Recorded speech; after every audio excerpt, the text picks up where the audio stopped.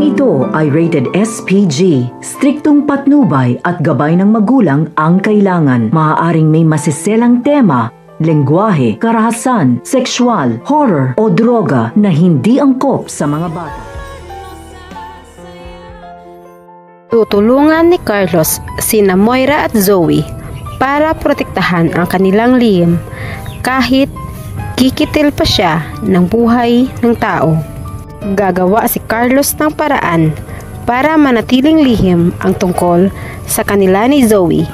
Kaya nangako ito sa mag-ina na siya na ang bahala sa matanda at hindi niya kayang nakikita ang anak na puno na ng pag-alala at takot dahil sa nagawa nito kay Don Pepe. Kahit hindi pa siguradong makaka-recover kaagad si Don Pepe at maturo kung sino ang may gawa sa kanyang pagkakahulog, ay kinakailangan na niya itong patahimikin bago mahuli ang lahat at mabubuko pa silang lahat.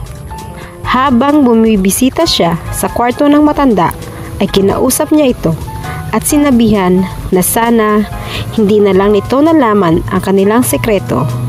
Hindi na sana magugulo ang kanyang buhay.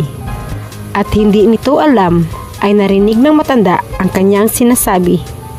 Hindi alam ng doktor na unti-unting nagkakamalay si Don Pepe nang minsang dalawin ito ng apong si Annalyn.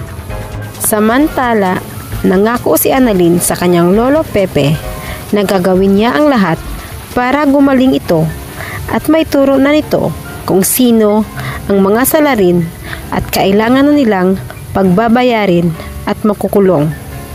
Bigla namang natigilan si Annalyn nang pisilin ni Don Pepe ang kanyang kamay. At iisa lamang ang ibig sabihin nun, na narinig siya ng matanda.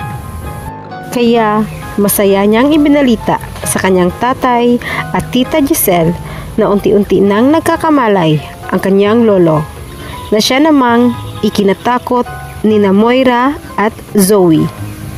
Sa kabilang banda, may magandang balita ang mga pulis sa magkapatid na Giselle at Robert na makakahanap na sila ng ebidensya at may maituro ng salarin maliban kay Balahadja na patay na.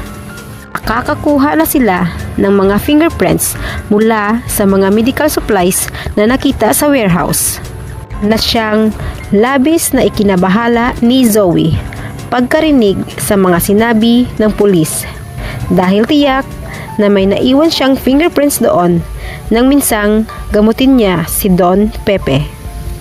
Habang si Moira naman ay inimbitahan ng mga pulis sa presinto. Nagulat siya nang biglang lumapit sa kanya ang mga pulis at kinakabahan na ito na baka makikitaan siya ng mga butas ng mga pulis. Ngunit dahil sadyang tuso itong si Moira, ay malulusutan pa rin niya ang mga paratang ng mga ito. Magagawa kayang protektahan ni Carlos si Zoe laban kay Don Pepe? O si Moira kaya ang gagawa ng paraan para tuluyang manahimik ang matanda? Sabay-sabay lamang nating aabangan dito lamang sa Abot Kamay na Pangarap.